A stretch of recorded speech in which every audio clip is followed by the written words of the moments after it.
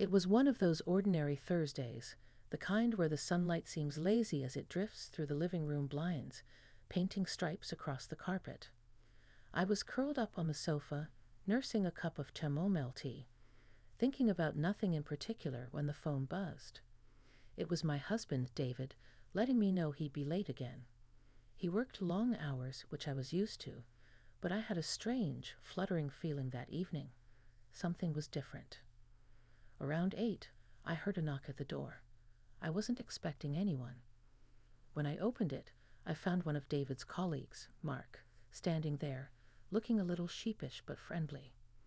"Hey, I hope it's okay I came by," he said, his voice warm but hesitant. He explained that he had been working late at the office and needed a quiet place to gather his thoughts before heading home. I invited him in, of course. Our home wasn't huge, but it had a comforting feel. Soft couches, warm lighting, the faint scent of lavender lingering from my candles.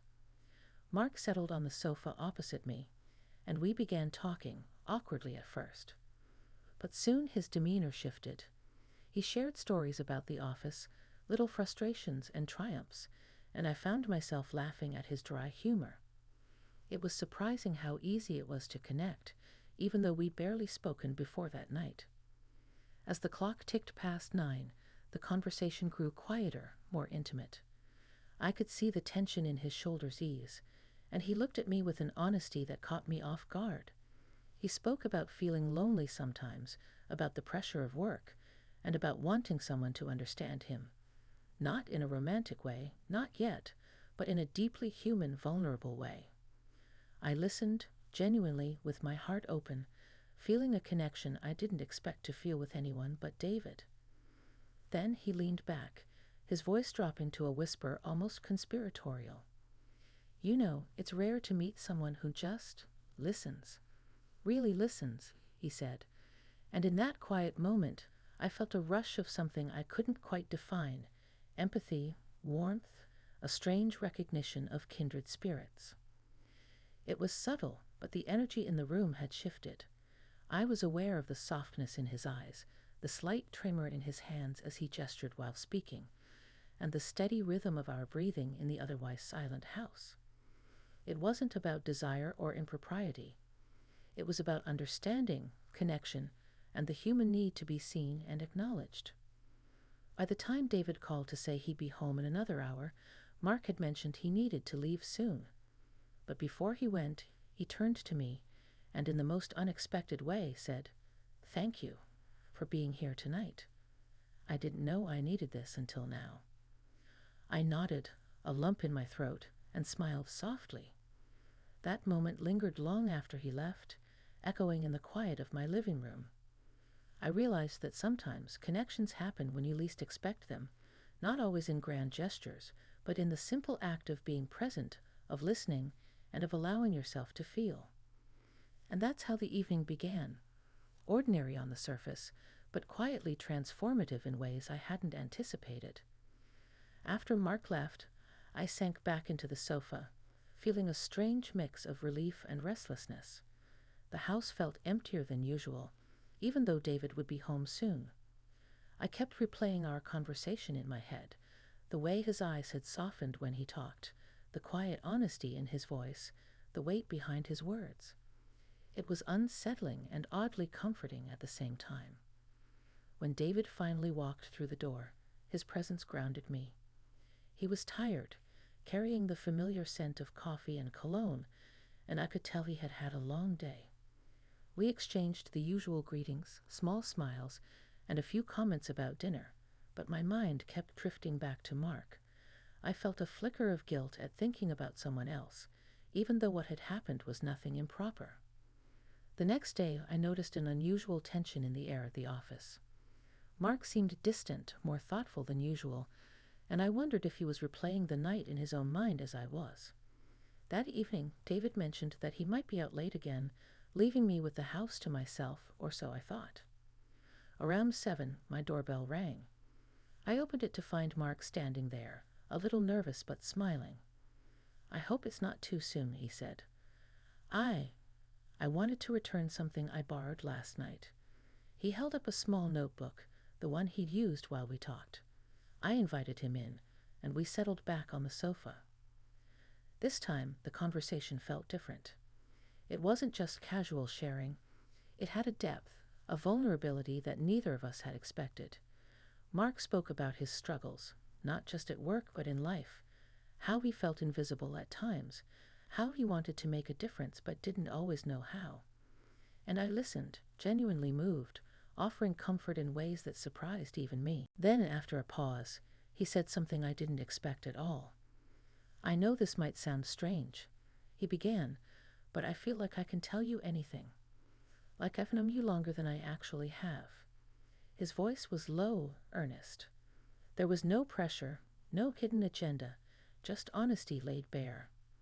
I felt a warmth in my chest, a recognition that what we were sharing went beyond simple friendship.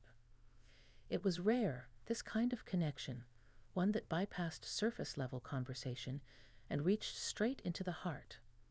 I realized that I had never really spoken to anyone like this outside of David, and yet, somehow, it felt safe.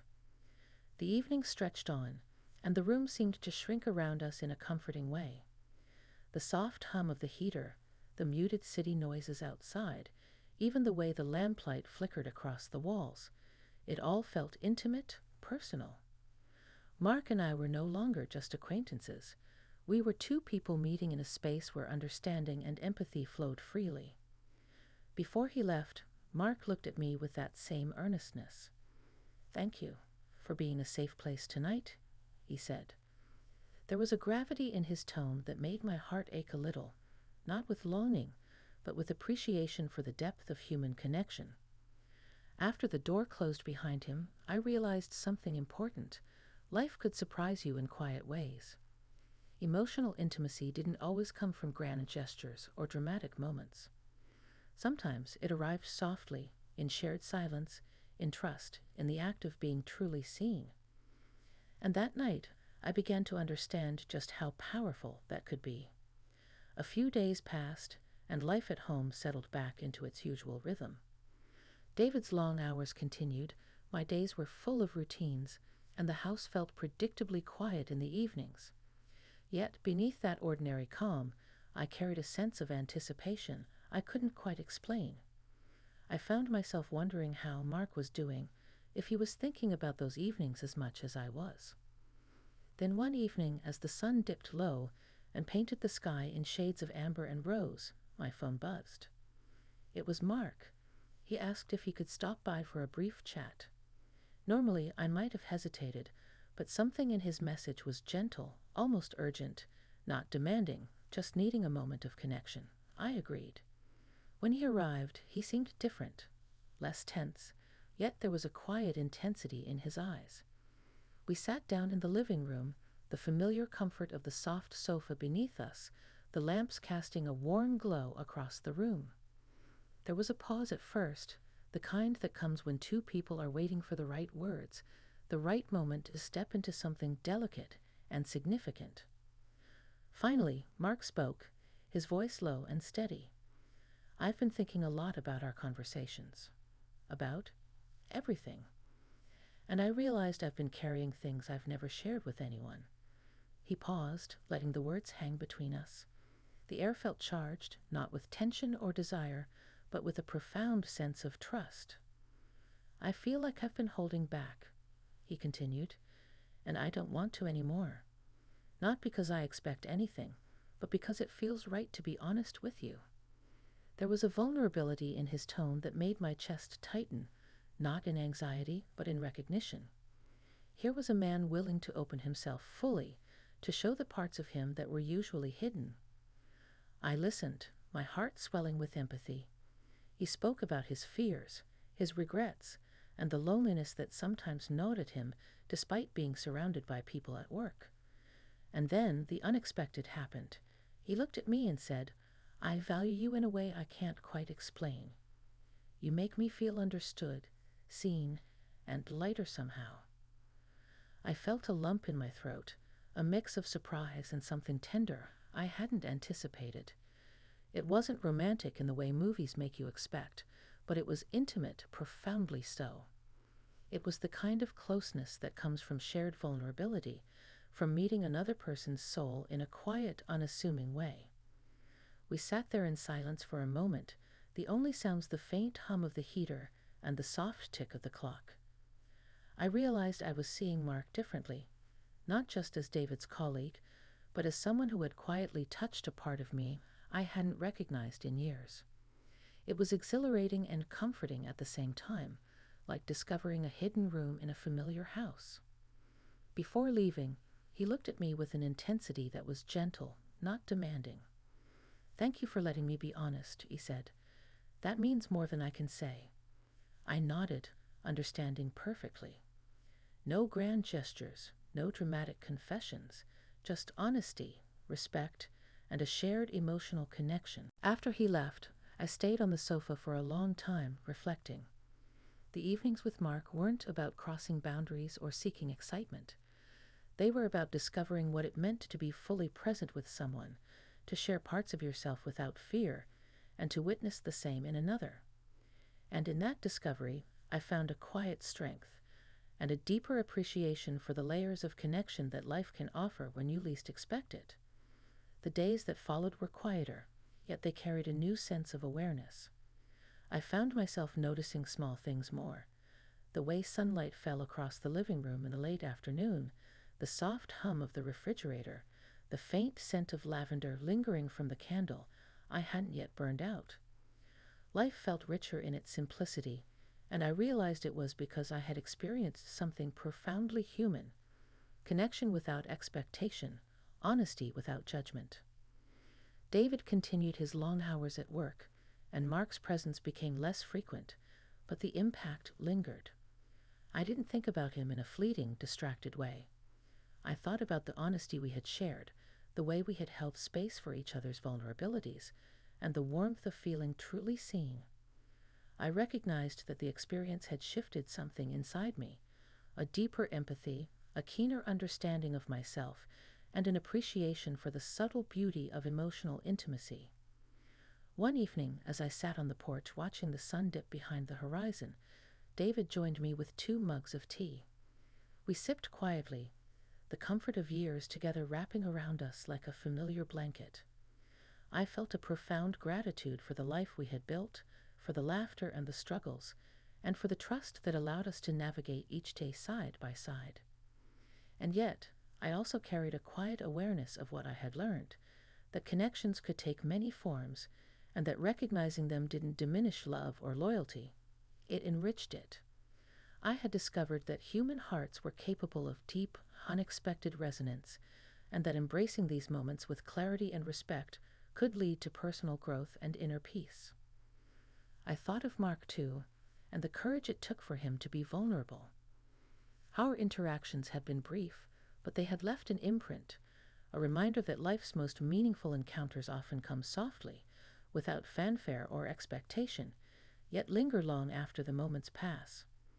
There was no tension now, only reflection and a quiet smile, knowing that sometimes life gives you small gifts wrapped in honesty and trust. Looking back, I realized that the evenings with Mark had been less about him or me and more about what we had created together. A space where authenticity mattered more than appearances, where listening mattered more than speaking, and where the simple act of presence could transform ordinary moments into profound experiences. As the stars began to appear in the sky, I leaned back in my chair, feeling content and quietly exhilarated. Life, I thought, had a way of surprising you, not with grand drama, but with subtle, gentle awakenings. And in those awakenings, you found not only connection with others, but also with yourself, and that, I realized, was a gift worth cherishing. The night settled around me, calm and comforting. I felt a sense of completion, of growth, and of quiet joy. The experience with Mark had changed something in me, yes, but in the most beautiful way. It had reminded me of the depth of human kindness, empathy, and understanding that exists quietly, waiting to be recognized. And with that thought, I smiled, knowing that life's unexpected moments were often the ones that taught us the most about ourselves.